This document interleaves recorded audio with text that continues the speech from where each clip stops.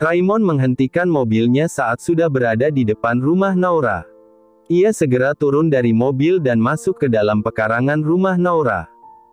Raymond mencoba mengetuk pintu masuk, tapi tidak ada respons sama sekali. Sepertinya Naura nggak ada di rumah. Apa dia masih sama Mom ya? Raymond mencoba menebak kemungkinan yang terjadi. Raymond menekan tombol panggil di handphonenya. Ia mencoba menghubungi momnya, ingin bertanya soal keberadaan Naura. Halo, Ray, suara Adelia terdengar saat panggilan itu tersambung. Halo, Mom. Naura masih sama Mom ya? Soalnya aku hubungi nggak diangkat, Mom. Raymond menanyakan keberadaan Naura pada Adelia. Nggak, Nak. Naura nggak sama Mom lagi. Tadi Mom berpisah di depan salon karena Naura ingin bertemu sahabatnya, si Kayla. Adelia menerangkan apa yang terjadi. Oh, begitu. Makasih infonya, Mom. Raymond menahan diri supaya tidak memikirkan apa-apa.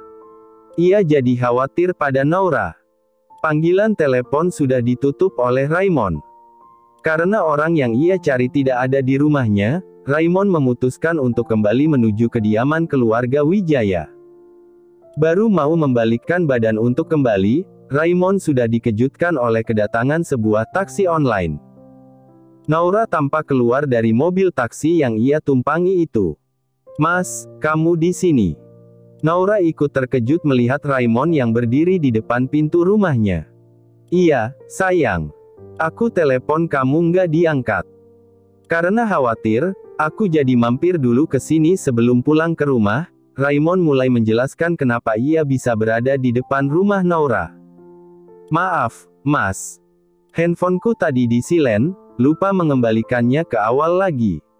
Jadi nggak tahu kalau kamu menghubungiku. Naura teringat dengan handphonenya yang ia simpan di dalam tas. Iya, nggak apa-apa kok. Oh ya, kamu dari tempat Kayla ya? Raymond bertanya pada Naura yang sedang memasukkan kunci rumahnya ke dalam lubang kunci. Enggak, Mas, aku nggak ketemu Kayla. Ada tempat yang harus aku kunjungi tadi, Naura menjawab dan mengatakan dengan sejujurnya pada Raymond. Emangnya kamu dari mana saja, sayang? Raymond bertanya sambil menatap penasaran ke arah Naura. Masuk dulu, Mas, bukannya menjawab, Naura hanya mempersilakan Raymond masuk. Raymond mengikuti langkah Naura dari belakang. Ia ikut masuk ke dalam rumah dan duduk di kursi ruang tamu. Mas, mau minum? Naura bertanya sambil merobohkan tubuhnya di kursi yang berada di samping Raymond. Nggak perlu repot-repot, sayang. Mas cuma sebentar kok. Mas hanya ingin menyampaikan berita baik untukmu. Raymond baru teringat dengan tujuan awalnya datang ke rumah Naura. Berita baik apa, Mas? Naura penasaran dengan berita baik yang dimaksud oleh Raymond. Tadi pihak kepolisian sudah mengabari Mas. Kata mereka, Pak Agus sudah diamankan di kantor polisi atas dugaan tabrak lari ibumu. Dan akan dimintai keterangan lebih lanjut. Raymond mengatakan berita baik itu pada Naura, berharap wanita itu akan bersyukur dan menyambut dengan rasa bahagia. Tapi dugaannya salah. Bukannya bahagia, Naura terlihat agak suram. Wanita itu tampak tidak bahagia mendengar berita yang disampaikan oleh Raymond. Kamu serius, Mas? Pak Agus sudah ditahan. Naura kembali memastikan apa yang telah disampaikan Raymond. Iya, sayang. Informasi yang aku sampaikan tadi merupakan fakta yang bisa dipertanggungjawabkan, Raymond kembali berkata, yang akhirnya membuat Naura percaya. Naura percaya apa yang dikatakan Raymond itu benar. Pak Agus sudah berada di kantor polisi. Seharusnya ia senang karena orang yang menabrak ibunya itu sudah ditahan. Tapi perasaan lega itu sama sekali tidak ia rasakan. Kamu kenapa, sayang? Seperti sedang memikirkan hal lain. Raymond bertanya saat menatap Naura yang tampak bimbang. Aku bingung, Mas. Seharusnya aku senang karena orang yang menabrak ibu akan diadili. Tapi di sisi lain, aku juga sedih. Naura mulai mencurahkan isi hatinya pada Raymond. Coba ceritakan, sayang. Aku akan mendengarkan sampai selesai. Raymond meminta Noura untuk bercerita sampai selesai. Ia juga penasaran dengan apa yang membuat calon istrinya itu bimbang. Tadi aku ke rumah sakit, Mas. Sebenarnya, saat Pak Agus datang menemui aku merasa agak bimbang mendengar anaknya yang sedang sakit. Hal itulah yang membuat aku mencari informasi dan mengunjungi rumah sakit untuk melihat anaknya yang sedang dirawat.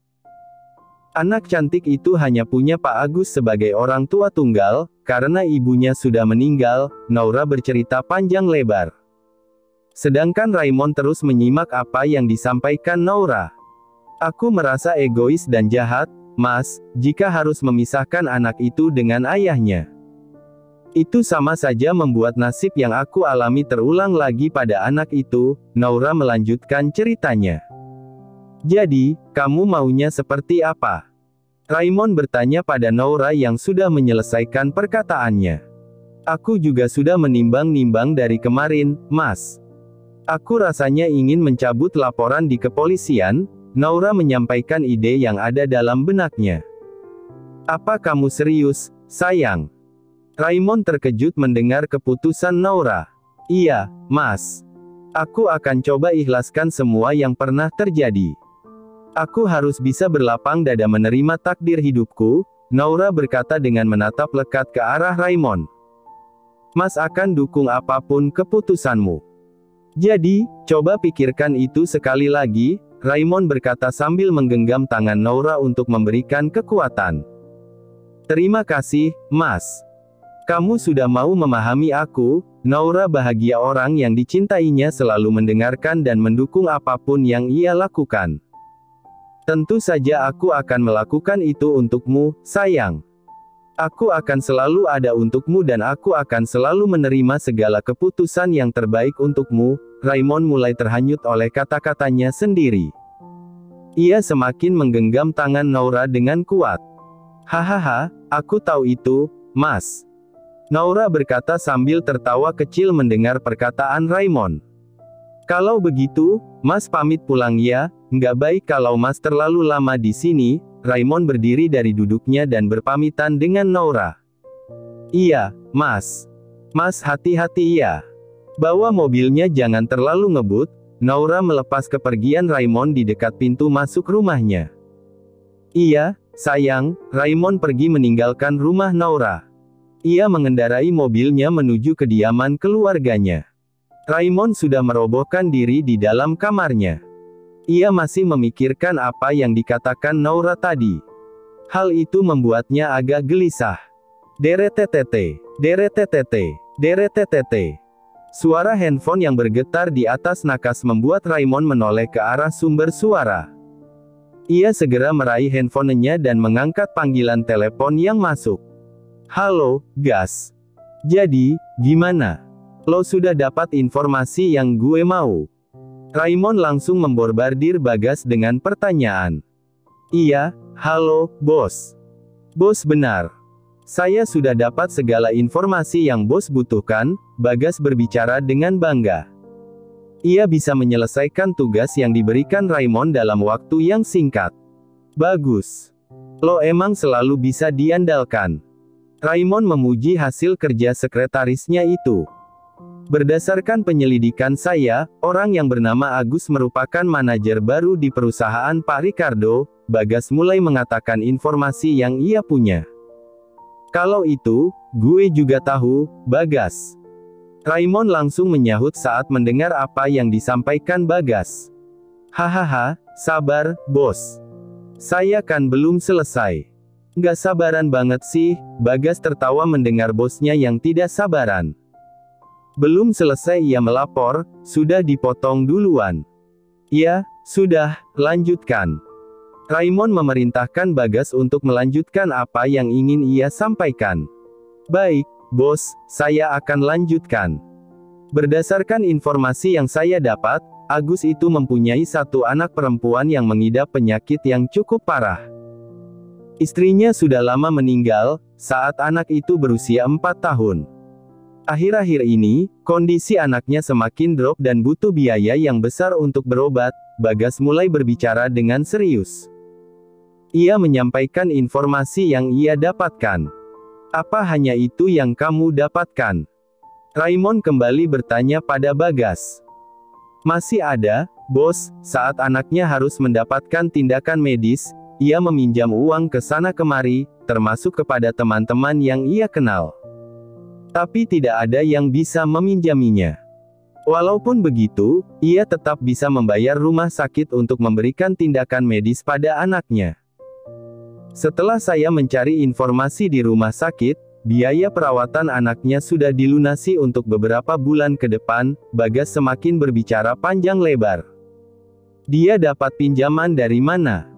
Raymond mulai penasaran dengan cerita Bagas. Ia dapat kiriman sejumlah uang yang cukup besar dari seorang wanita. Dan wanita itulah yang pernah ia temui akhir-akhir ini. Dan, lebih mengejutkan lagi, wanita itu ada hubungan dengan Noura. Bagas semakin lancar menyampaikan informasi yang ia punya. Hubungan apa yang kau maksud?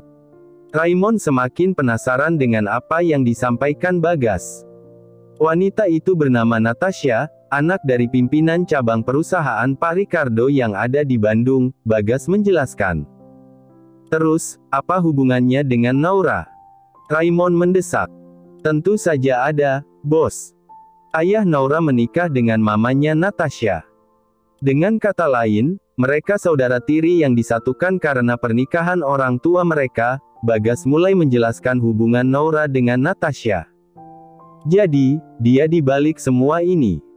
Raymond menarik kesimpulan dari apa yang telah disampaikan Bagas.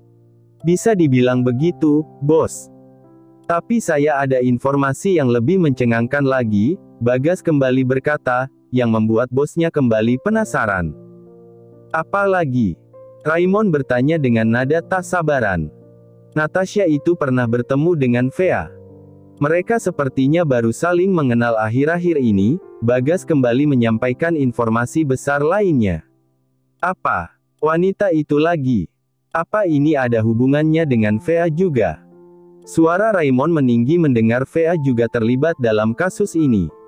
Sepertinya begitu, bos. Bagas mengiyakan apa yang ditebak Raymond. Sial. Wanita itu rupanya masih berani membuat ulah. Raymond mengumpat karena ulah Fea. Ia menebak bahwa Fea lah yang memiliki rencana jahat seperti ini. Jadi, kenapa Natasha itu mau bersekongkol dengan Fea? Apa kau tahu itu? Raymond kembali menanyakan apa yang membuatnya bingung. Itu karena Pak Suryo, ayahnya Noura, berencana untuk mencari Noura, anak kandungnya. Hal itu membuat Natasha dan mamanya tidak setuju. Mereka takut Pak Suryo akan meninggalkan mereka setelah bertemu dengan Noura dan ibunya. Hal itulah yang membuat Natasha mau bekerja sama dengan Fea. Bagas kembali menjelaskan penyebab Natasha bertemu Fea. Berarti Suryo belum tahu kalau mantan istrinya sudah meninggal. Raymond bertanya. Iya, bos, benar. Ia belum tahu kalau Ibu Andini, alias ibunya Noura, sudah meninggal, Bagas menegaskan. Baiklah. Informasi yang kau punya sangat lengkap. Tugasmu untuk sekarang sudah selesai, sisanya biar aku yang bereskan, Raymond memutuskan. Baik, bos. Bagas mengiyakan perintah Raymond.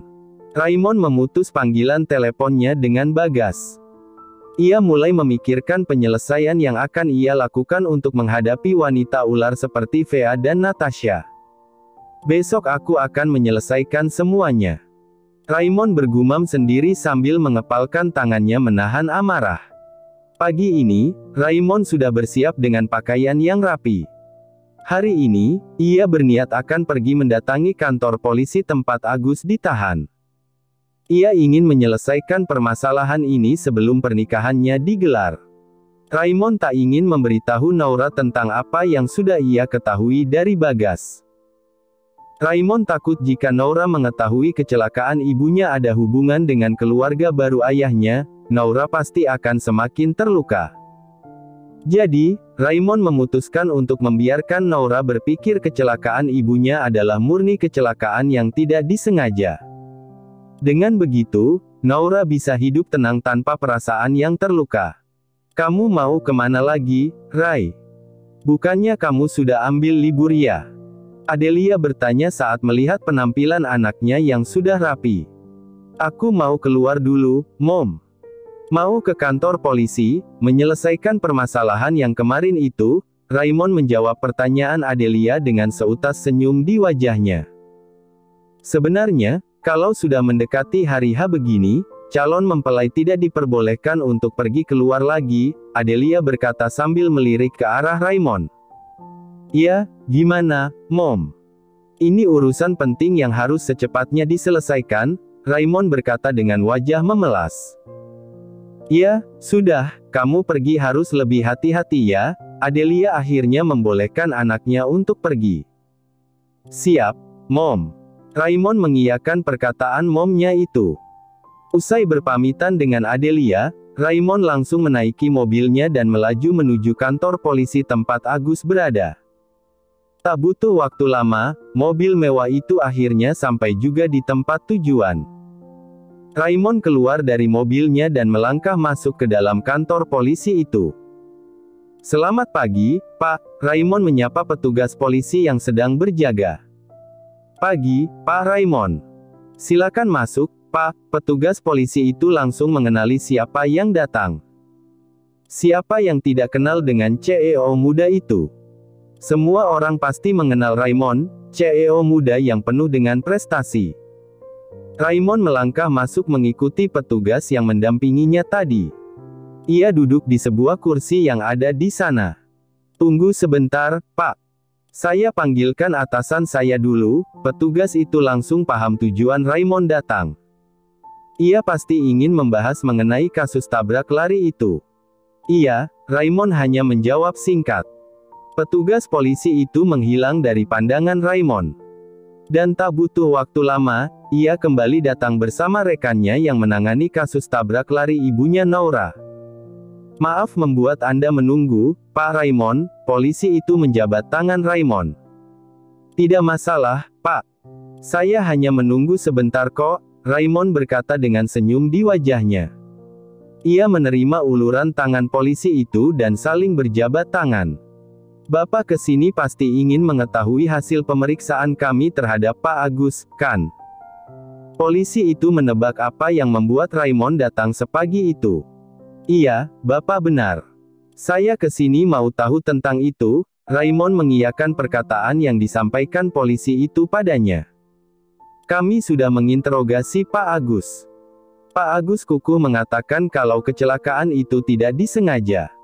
Hal itu hanya kelalaian semata. Polisi itu menyampaikan hasil yang didapat dari pemeriksaan Pak Agus. Jadi, dia masih tidak mau mengakui kebenarannya. Baiklah. Biarkan aku bertemu dengannya, Pak. Raymond akhirnya meminta polisi untuk mempertemukannya dengan Pak Agus. Mendengar permintaan Raymond itu, petugas polisi langsung membawa Pak Agus yang sudah diborgol ke hadapan Raymond. Ada apa ingin kau katakan padaku? Raymond bertanya pada Pak Agus dengan tatapan tajam. Saya tidak ingin mengatakan apapun. Segala yang ingin saya sampaikan sudah saya beritahu kepada petugas polisi, Pak Agus berkata dengan nada tenang. Ia mencoba tidak gugup, karena hanya itu yang bisa ia lakukan sekarang. Walaupun ia tidak bisa keluar dari penjara, setidaknya anaknya akan tetap dapat perawatan yang baik. Apa kau tahu aku? Raymond menyeringai ke arah Pak Agus. Saya tidak mengenal Anda. Agus berkata apa adanya. Ia sama sekali tidak mengenali Raymond. Kau lucu sekali, ya. Kau bekerja di kantor dadisku, tapi tidak tahu keluarganya sama sekali.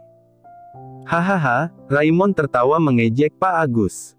Apa Anda anak Pak Ricardo? Agus bertanya kembali saat tidak percaya dengan apa yang ia dengar.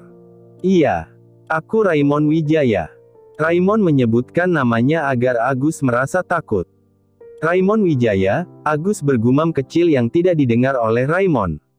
Ia tentu saja pernah mendengar nama itu. Nama yang disegani di dunia bisnis. Ternyata aku mengambil keputusan yang salah. Aku tidak tahu kalau korban memiliki hubungan dengan keluarga Wijaya. Kalau tahu dari awal, aku tidak akan mau melakukan perintah bunuh diri seperti ini, Agus berbicara dalam hatinya. Sekarang kau tahu siapa aku, kan?